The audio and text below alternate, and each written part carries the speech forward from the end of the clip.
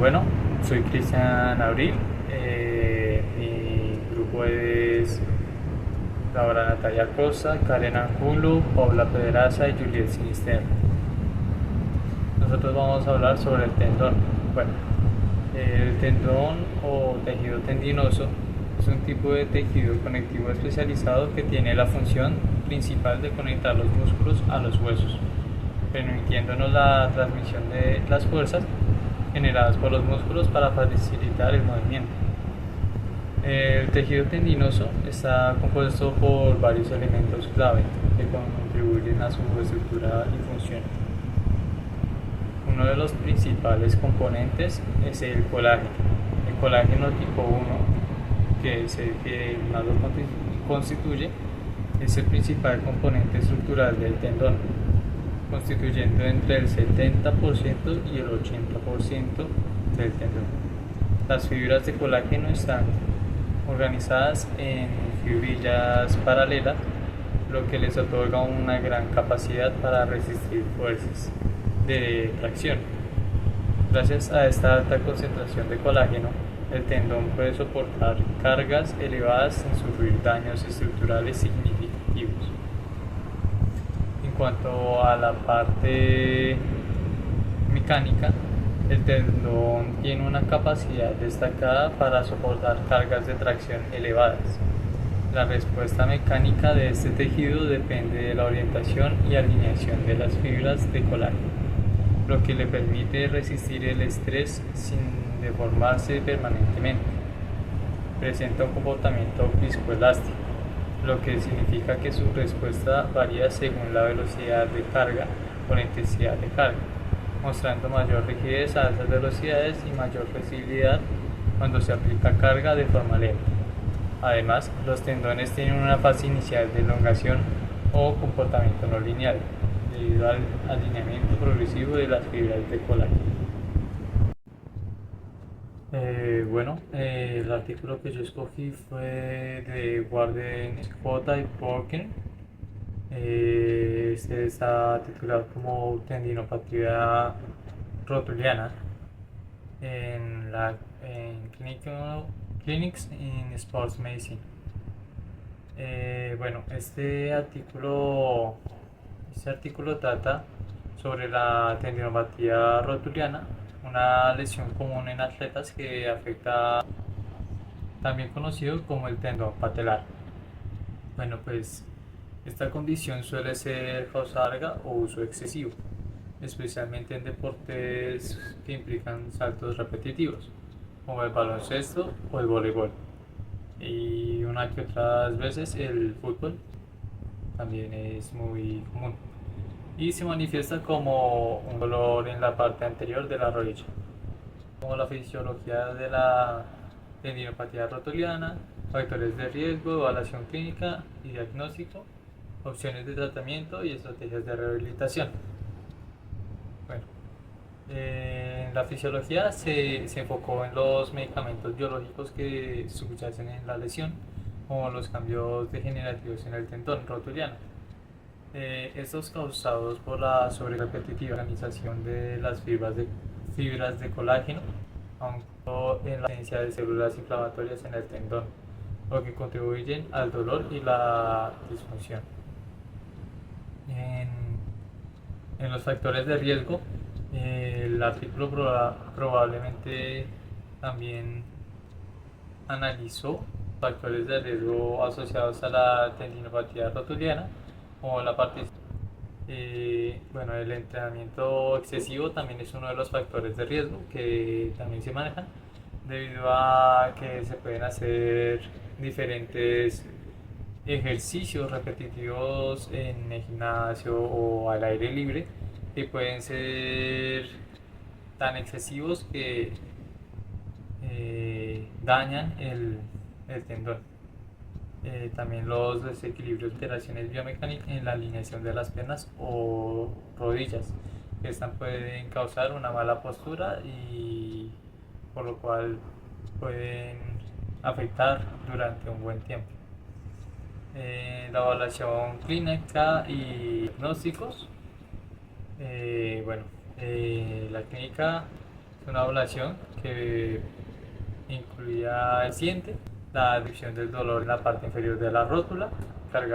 También se pueden utilizar herramientas de diagnóstico por imágenes, sonidos que son muy útiles, o resonancias magnéticas que nos dan una imagen más clara, más clara al momento de ver qué es lo que pasa. Esto para virus estructurales en el tendón. En la parte de opciones de tratamiento, bueno, el tratamiento de la tendinopatía rotuliana suele ser conservador inicialmente. Esto incluye reposo, fisioterapia, ejercicios de fortalecimiento excéntricos, lo cual significa que es para ayudar a remodelar el tendón, para que no quede rígido, por decirlo así. Eh, También se les da también otros enfoques como el uso de antiinflamatorios, obviamente para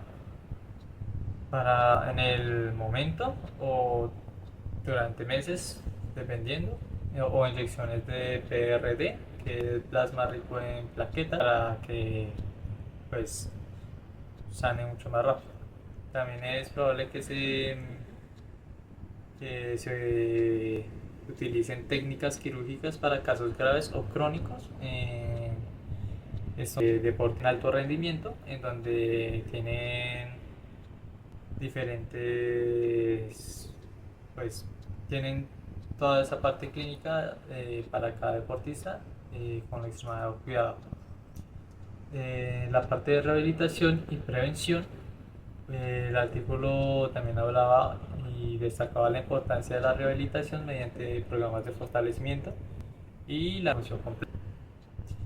Eh, Cabe aclarar que en el fortalecimiento el documento hablaba que no se podía como exceder en la parte de fortalecimiento o tener un fortalecimiento muy, muy excedido, debido a que puede de nuevo lesionar el tendón, y pues la flexibilidad para que tenga mayor rango de movilidad. También se discutían las estrategias para prevenir la recurrencia a esta lesión, como el manejo adecuado de las cargas de entrenamiento, la mejora de la técnica deportiva y el fortalecimiento muscular adecuado. Gracias.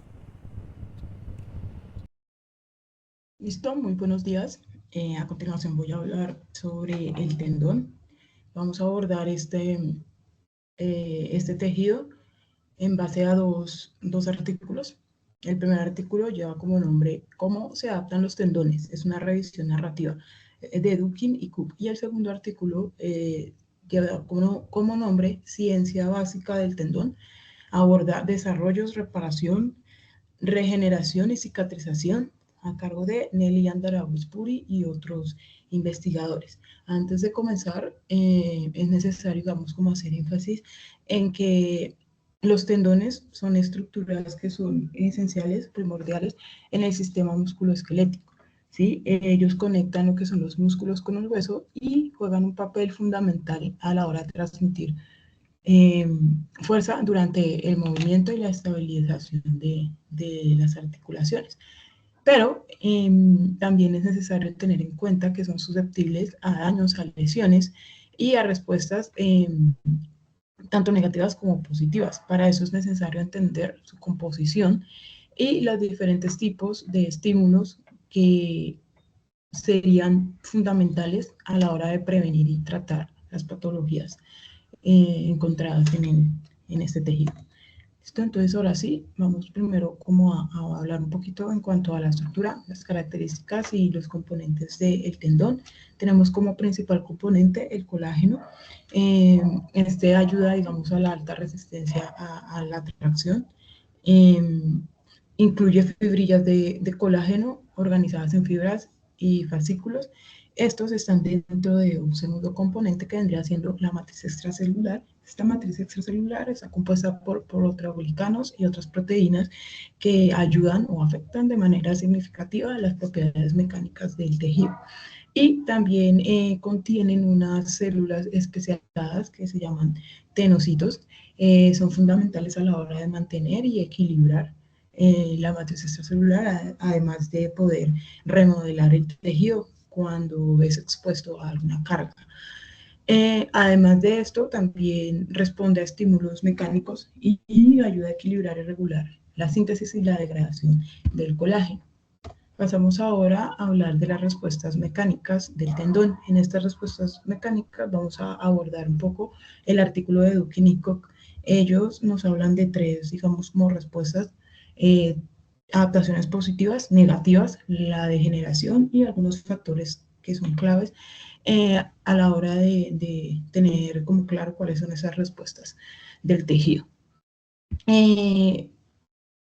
En este artículo, en este primer artículo, abordan un concepto que es la mecanobiología, que vendría siendo como la mecánica en cuanto en el cual es sometido una carga de manera adecuada sobre el tendón. Esta manera adecuada vendría siendo el ejercicio y como la buena recuperación o los buenos tiempos de recuperación a la hora de ser sometido a diferentes estímulos. Los tendones se adaptan de manera positiva si son tratados de manera adecuada y ellos ayudan a aumentar estas cargas positivas ayudan a aumentar la síntesis de colágeno y esto ayuda a mejorar las propiedades mecánicas como la rigidez y la elasticidad. En cuanto al artículo, también hablan de este proceso de la mecanobiología, como puede llevar a un incremento a la hora de tolerar la carga y mejorar el rendimiento físico de los deportistas. Sin embargo, el texto de Andaraus Puri difiere en cuanto a la adaptación positiva y nos habla de las adaptaciones negativas. Nos habla de las cargas excesivas o repetitivas y estas cargas pueden desencadenar una degeneración del tendón, dando lugar a patologías como la tendinopatía. Estas se producen, estas lo que hacen es producir un desorden en la matriz extracelular, generando inflamaciones, disminución en la capacidad de soportar cargas o estímulos.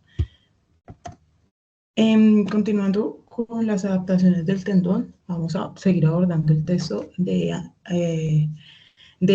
Dugin y Cook. ¿Sí? Este artículo destaca la capacidad que tiene el tendón para poder adaptarse y nos menciona que esa adaptación es un poco compleja y puede depender de factores como las cargas, la sobrecarga y los factores como la edad y el historial de carga. En este artículo se aborda un ejemplo y nos dice, digamos, que en cuanto a la edad o el periodo en el cual es clave o es positiva esa carga, vendría siendo en el periodo de la adolescencia, ya que en este periodo de la adolescencia dice que se producen cambios estructurales que son significativos en los tendones. Por otro lado, el texto de Andaraus Puri en cuanto a la ciencia de los tendones nos dice que o se enfatiza la dificultad en cuanto a la curación o regeneración del tendón, ya que por medio de las reparaciones quirúrgicas y otros tratamientos, estos suelen ser insuficientes a la hora de poder restaurar por completo la estructura y las funciones originales del tejido.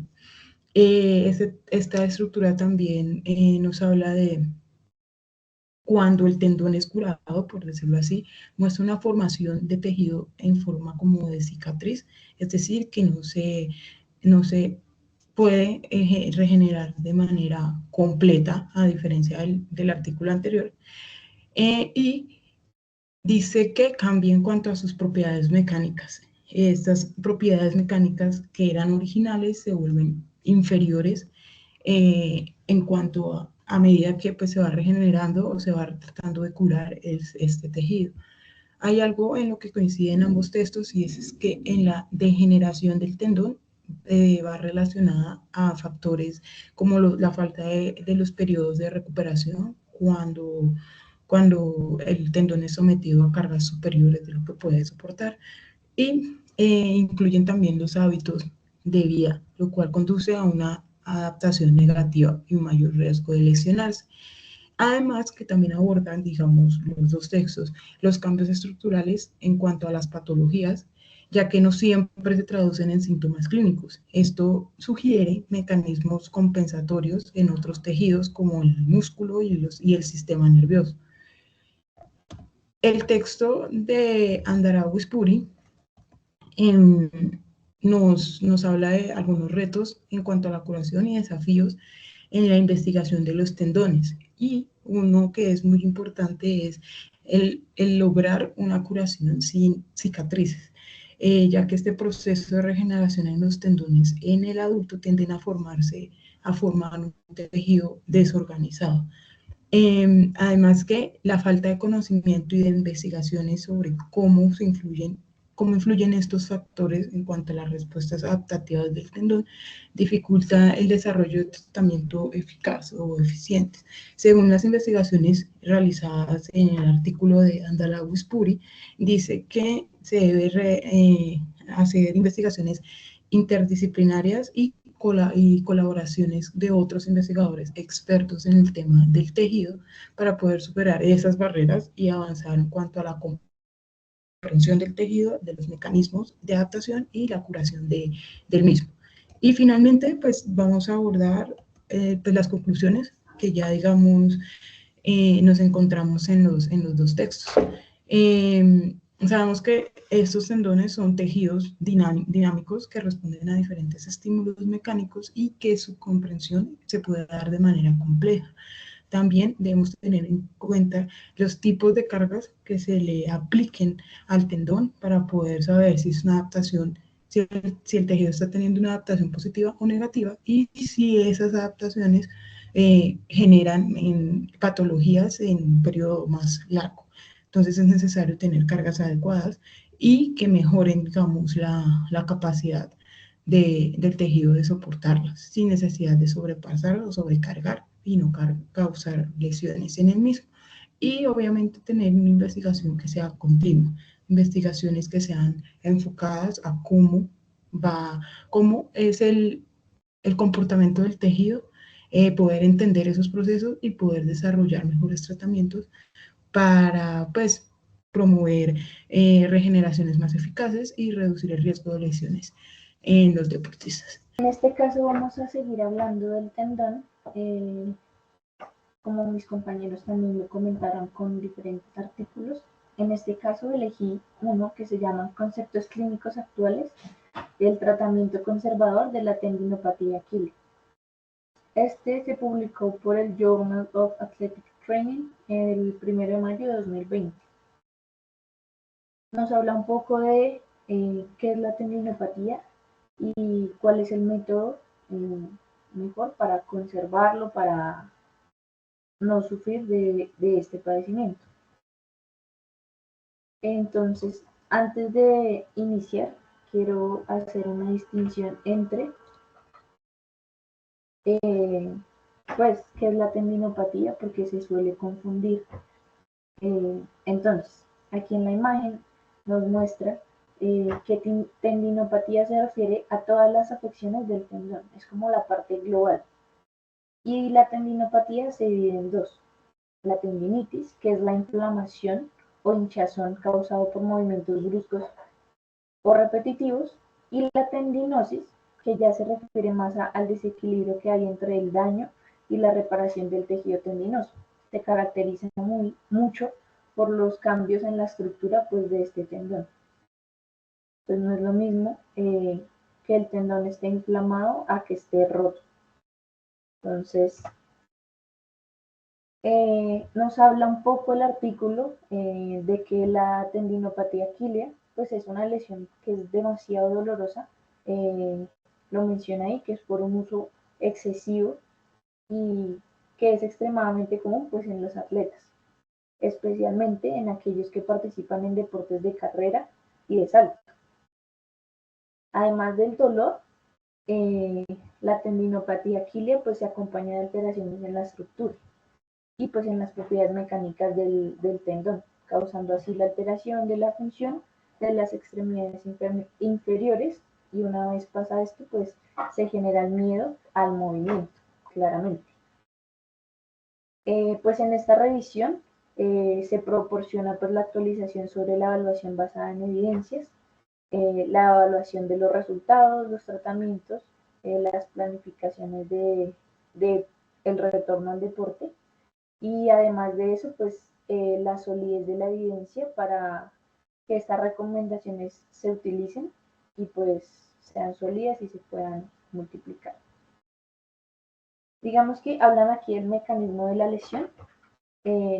Textualmente dice, el tendón de Aquiles es un mecano responsivo, lo que significa que se adapta a las demandas de carga que se le imponen al tejido. Así que pues la causa exacta de la tendinopatía varía. Puede ser una de las más comunes, es en los atletas, pues por la carga excesiva que hay en los entrenamientos, en las sesiones de entrenamientos. Y se puede decir que entre los atletas pues, que se desarrollan esta tendinopatía de Aquiles, menciona el artículo que es del 60 al 80%, pues se descubrió un cambio repentino o el aumento de la intensidad durante el entrenamiento.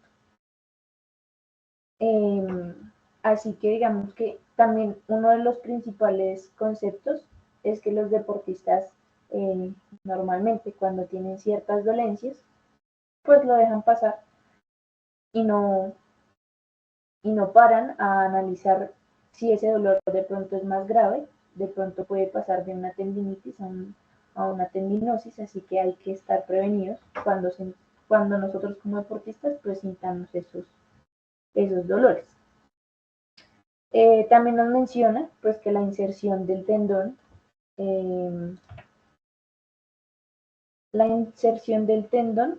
de Aquiles pues se da con las fuerzas de compresión sobre el tendón de Aquiles y el calcáneo.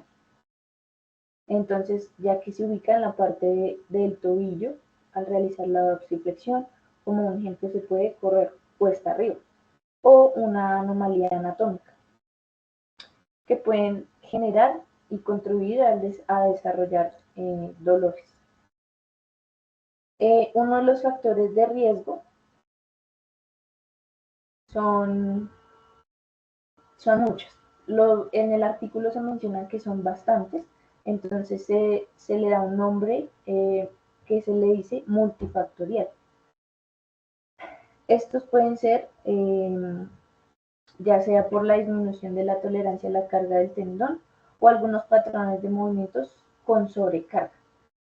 La disminución de la fuerza del flexor plantar, otros que son como los déficits en el control neuromuscular a nivel de la cadera, digamos que la parte también de la dorsiflexión anormal del tobillo y el rango de movimiento de la articulación, el aumento de la pronación del pie, el aumento del peso corporal, también pueden ser factores que se pueden abordar durante el tratamiento. Entonces ahí no es solo poner la mirada en el tobillo, sino también en toda la estructura, ya que si hay fallas en alguna, como las mencionadas anteriormente, pues pueden causar que ese tendón se sobrecargue y se lastime. Principalmente los síntomas, digamos que personalmente no he sentido un dolor de ese tipo, pero sí he escuchado personas y en el artículo lo mencionan como que es el dolor y es la reducción en la funcionalidad de la articulación, ya que al inflamarse y al doler, pues nos genera el miedo de realizar el movimiento. Entonces, en el artículo precisamente dice que los atletas normalmente se refieren a esto, que es como un síntoma, un dolor gradual, como que sienten esa rigidez antes de realizar sus ejercicios, pero cuando empiezan a calentar, se les pasa. Eso es cuando es leve, pero cuando se amplía el dolor, pues obviamente les va a impedir realizar la actividad física o la sesión de entrenamiento que tengan preparado. Entonces, digamos, también una de las pruebas diagnósticas, como lo muestra aquí en la imagen, es la palpación. Entonces, la palpación en la porción media, aquí está en el punto B, la inserción del tendón de Aquiles, y en el punto C se muestra la almohadilla grasa medial y la lateral y la bursa. Entonces, aquí en esta parte. Estas imágenes son proporcionadas por el mismo artículo que lo menciona. También podemos hablar de los deterioros funcionales, como lo son el rango de movimiento. Entonces, la disminución del rango de movimiento en dorsiflexión, pues se ha identificado como un factor muy grande de riesgo relacionado a la tendinopatía aquí. Por esto se recomienda pues que se evalúe el rango de movimiento de la dorsiflexión en los pacientes que tienen este padecimiento, pues para saber qué tan avanzado está. Otra prueba también es la de elevación. Prueba de elevación del talón para la resistencia a los músculos de la pantorrilla. Pues en la posición A está la posición inicial y en la posición B lo que se busca es que se eleve el talón pues lo más que se pueda. También otro deterioro funcional es el de la fuerza de los músculos de la pantorrilla y la incapacidad de saltar. También podemos tener en cuenta un poco a nivel más global la parte psicológica, ya que al tener pues este padecimiento y otros relacionados con el cuerpo humano, como nosotros los deportistas, pues nos afecta mucho el no poder practicar libremente la actividad y puede provocar ansiedad, depresión y caídas como en la vida cotidiana, ya que el deporte para los deportistas es parte fundamental de su vida. Entonces, al no tener la oportunidad de practicarlo, pues puede causar mucho miedo. Aparte de eso, del miedo a no poder volver, está el miedo al movimiento, ya que cuando se genera el movimiento, pues hay dolor. Entonces, también hay que tener en cuenta esa parte y en el artículo lo menciona. Digamos que la parte del tratamiento, normalmente o lo recomiendan primordialmente con ejercicios, depende del grado que tenga. En este caso, en el artículo, lo denominan como una tendinopatía de Aquiles relacionada a la inflamación, o sea, la tendinitis. Entonces, el propósito del ejercicio pues, es proporcionar una carga mecánica al tendón para promover la remodelación, disminuir el dolor y pues mejorar así la resistencia y la fuerza pues, de los músculos de la pantorrilla y la función de la parte inferior de la pierna. Para prevenir pues, las lesiones,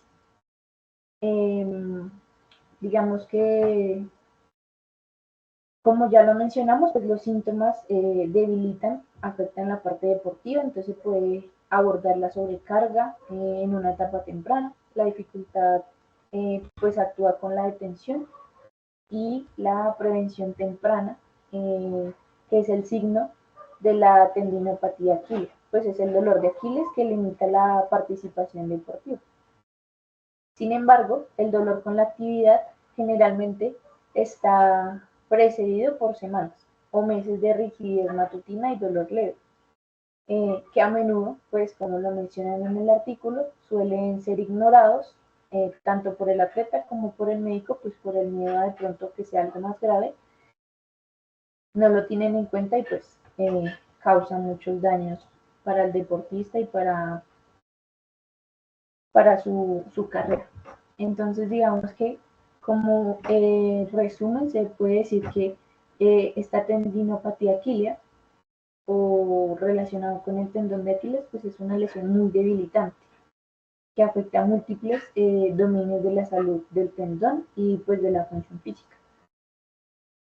Por lo tanto, pues es fundamental realizar la elevación integral, que incluye medidas de resultados confiables, válidas de cada dominio afectado del tratamiento, pues debe centrarse en la modificación de la actividad y ejercicios de carga progresiva. Digamos que en el artículo mencionan ciertos ejercicios, pero pues no nos vamos a entrar mucho en ese tema. Así que se tiene en cuenta o se sabe, se prioriza pues los ejercicios para mejorar esta parte. En la parte de la restauración de la función de los músculos de la pantorrilla. Aparte de esto, pues estas intervenciones se combinan precisamente, o sea, no solo el ejercicio y decirle qué ejercicios debe hacer, sino la educación al paciente, ya que si el paciente no es consciente de los movimientos que hace o sigue deteriorando su cuerpo, pues los ejercicios de su cuidado personal y cómo debe manejar la recuperación, pues es muy difícil que pueda más adelante volver a caer otra vez en esa lesión.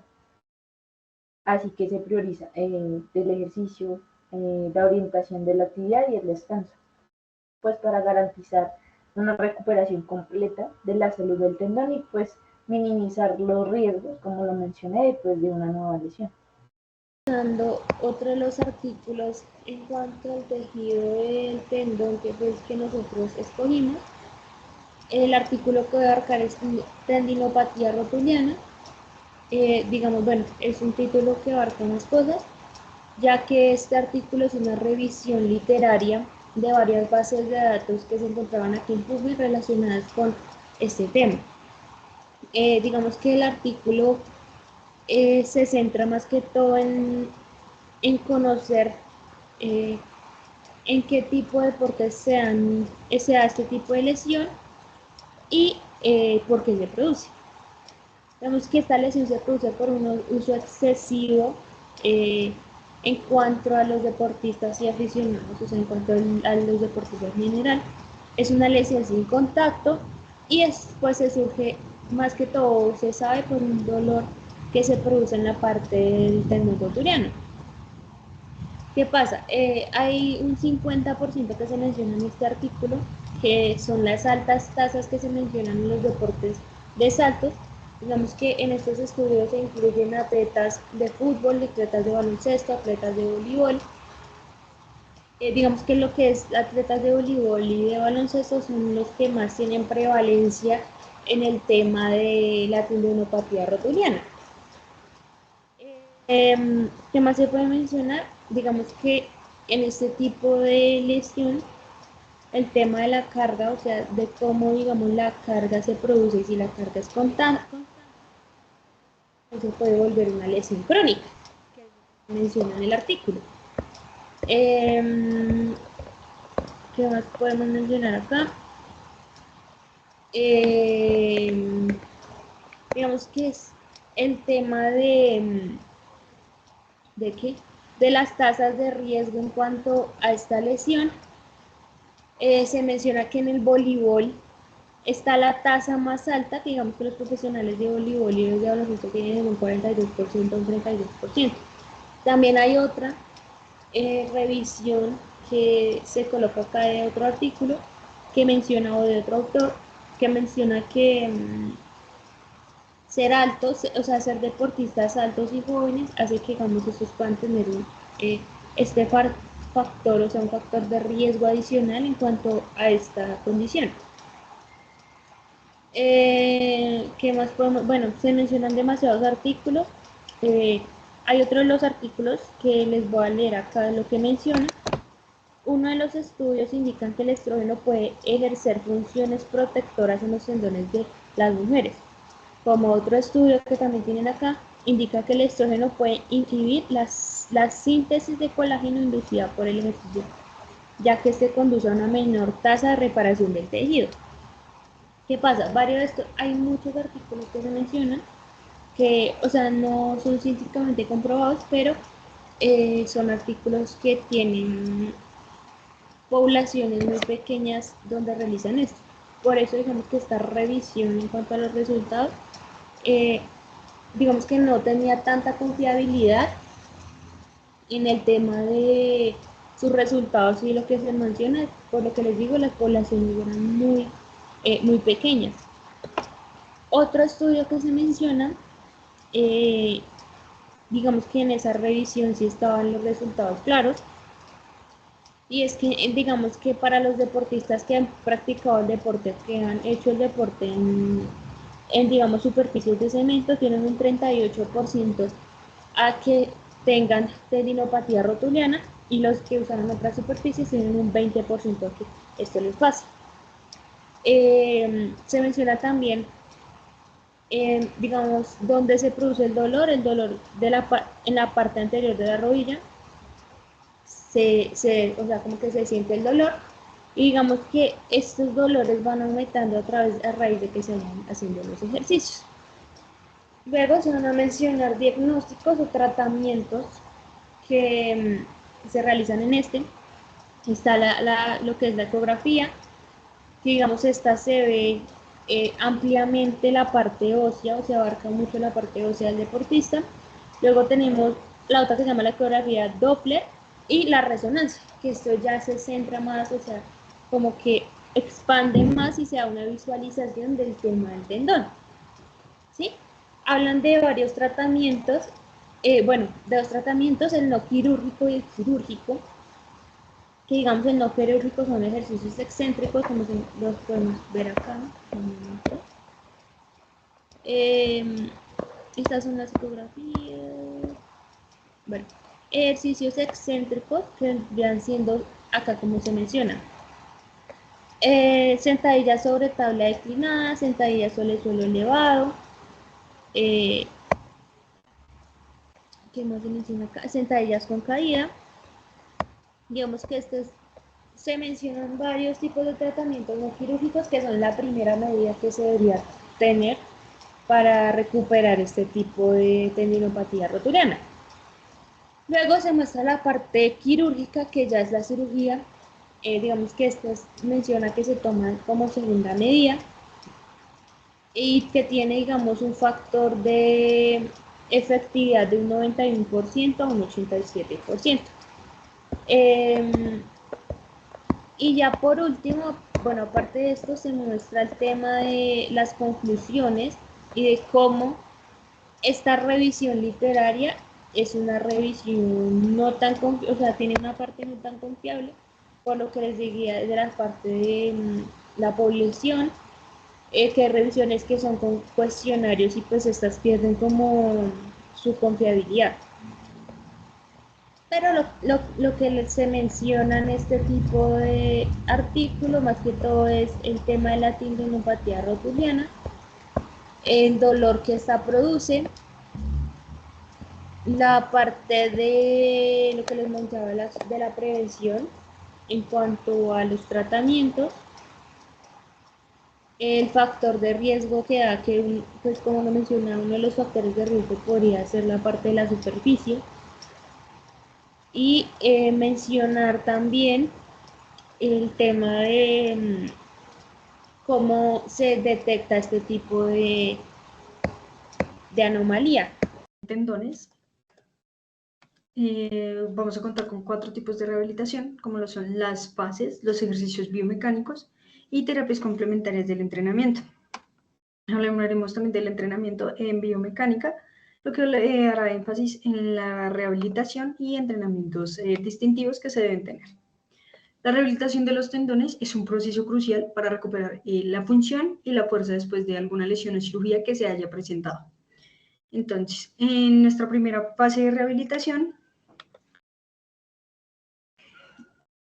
hablaremos lo que es la fase aguda, fase subaguda y la fase de fortalecimiento. En nuestra fase aguda vamos a encontrar lo que es de 0 a 72 horas, donde se tendrá que hacer descanso y protección del tendón para poder tener una buena recuperación. Lo que también se llega a conocer es que se puede poner hielo y compresiones para reducir la inflamación de este. Para el rango de movilidad se tiene que realizar una movilización suave y controlada para que el tendón vaya recuperando su forma y su fuerza. En fase subaguda ya hablaríamos de 72 horas a 2 semanas, que serían ejercicios de fortalecimiento suave, estiramientos y movilidad articular para que éste no cambie su forma, y progresión de actividades diarias en una baja intensidad o media intensidad.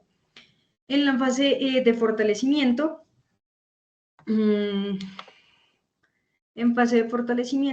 se hará lo que son los ejercicios de resistencia, propiocepción y equilibrio. También realizaremos actividades funcionales y deportivas para ir haciendo una rehabilitación adecuada al tendón. Como segundo punto, hablaríamos de los ejercicios biomecánicos, que serían estiramientos, serían estiramiento estático y dinámico a la zona del cuerpo que se realice el daño del tendón, como lo serían algunos, el tendón de Aquiles y estiramiento del tendón rotuliano, que son los más habituales a llegar a tener alguna lesión. Los fortalecimientos serían en ejercicios isométricos y isotónicos, ya sea para contracciones que presente alguna parte del cuerpo, ya sea de piernas o de brazos. La propiocepción y el equilibrio son ejercicios de equilibrio y coordinación, como lo llega a ser en una pierna, caminar en una línea recta o en una base inestable. También hablaremos de lo que son las terapias complementarias, que se llegan a hacer en diferentes puntos. El tendón está ligado a muchas cosas, ya que con terapias complementarias se podría utilizar la parte de la salud, como es la fisioterapia, la terapia ocupacional, también se llega a manejar el ultrasonido y la electroterapia, constando para buscar una rehabilitación apropiada del tendón. Por otra parte,